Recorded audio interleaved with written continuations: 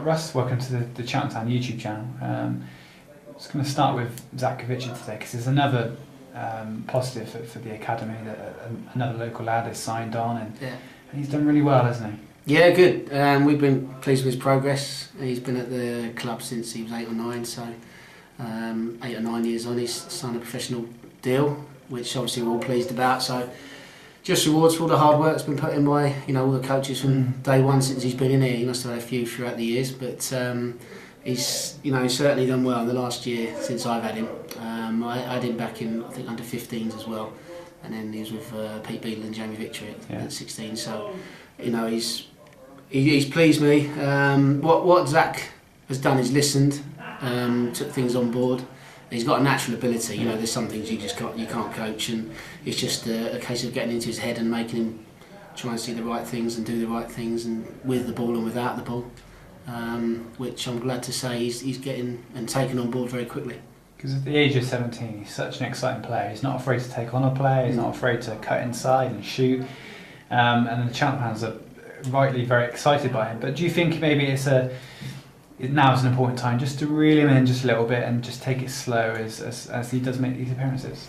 Yeah, I think so. But in some ways, if you're good enough, you're old enough. If you're 17 or 37, he will be blended in, obviously, because that's how he's happened. But if he gets in there and does well, why not keep him in and he does well, But obviously we've got to be aware and play things down, and we certainly won't let Zack get ahead of himself. That's one thing I do with the lads, that none of them get ahead of themselves. None of them think they're better than they are. But they all, knuckle down, and in Zack's case, he's been exemplary really since from day one since he's been in it, and just rewards for a year's hard work, and then the last 2 months since he's been here and been back in, he's been flying. And like I said, how do you and the coaches feel? Because you've had Hanksy and Ed and Zack and so many good players, and especially in the second year as well, people like Harry Williams and Bobby Dale that are coming on, and it must be when you get home at night and you sit back and you think, you've got some really good players there. Yeah, it's nice to see. It's good to see. We did know that this group were going to be pretty decent, and that's why we took 11 of them on, because it was tough to decide at 16, sort of a year, nearly 2 years ago now, who to take on. So the board and John Murphy have said, go with it. It was a tough one to call, and because there were so many good players out of the 16, I think we took 11, which is unprecedented really. And it's not always going to be like that every year. We're going to have some years where I'm sure there's not going to be as many, but where we might have to scout outside. So, but for this group, there's and it's nice to see, although they're good at 15, 16, it's nice to see them steadily progressing, keep doing well, dipping them in and out of first team training, the reserve games that we've just had, and it's nice to see them doing well in youth level as well at first. Obviously that's their grounding, that's where they are most of the days, and I've seen a massive improvement probably since Christmas. Just when we played Wimbledon games. I think those two were big changes around, and to come back against Wimbledon and win quite convincingly in the end, to outperform Tottenham, I thought, and unluckily go down 1-0. I think that from that day I said to the boys, take this and move forward from this result, certainly the performance, and take it on for the second half of the season, which you did. We only lost one, I think, in the second half of the season. So it just shows that they are progressing and improving and learning and listening. So it's pleasing to see, and hopefully a few more can move on and move up. And they've kicked on where they left off, because it was a great 3-0 win at the weekend over Torquay. Yeah, it was good, nice to see. Torquay give us a couple of good games last year, and we played on the pitch down at Playmore, which was good. But this year I think it was. I just spoke to Robbie Herrera, their guy, and he said, you guys didn't have to play some good football, and I still felt we could play better. I could always keep pushing them. We were good in patches.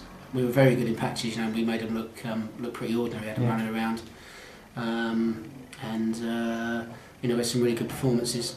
So it was good to get the season off with a nice win. We've had a good pre-season as well, so it was nice to take that into the season when there's 3 points at stake, and not the lads still kept playing the same way as what they've done in pre-season. We've just watched the reserve game against Torquay here at the training ground. So, and players like Bobby Dale and Harry Williams, who came on later in the game, they just seemed to meld straight into the squad alongside first team players. They didn't look out of place. Yeah, it's helped. It's helped that they've been blended in a few times with training, and the cut 2 or 3 of them went away to Wales. So I think it's for young lads. A lot of it's mental.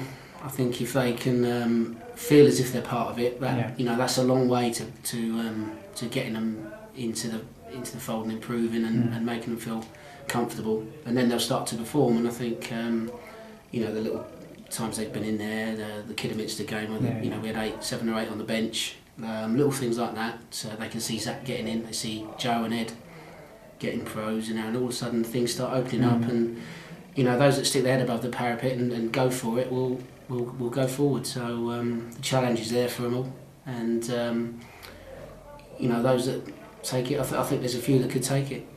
It's just up to them really, obviously, and obviously it's finances and things at a club like this as well. So we've got to hopefully we can pick the right players, and they can get in there and serve the club well for a number of years. And just lastly, on Zack, being a winger yourself back in the time, back in the days. I say winger. Quite say winger. I was out wide. Well, I was wide.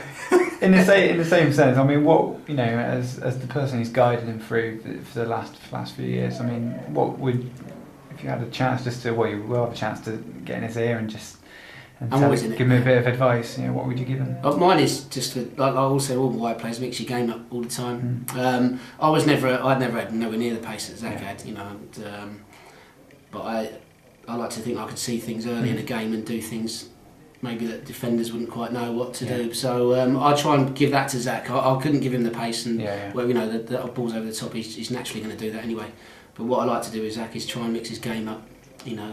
Mix his movement, vary it, and hopefully that'll keep his fullback guessing. And he's got all the ability in the world. So it's just trying to get him to fulfil it.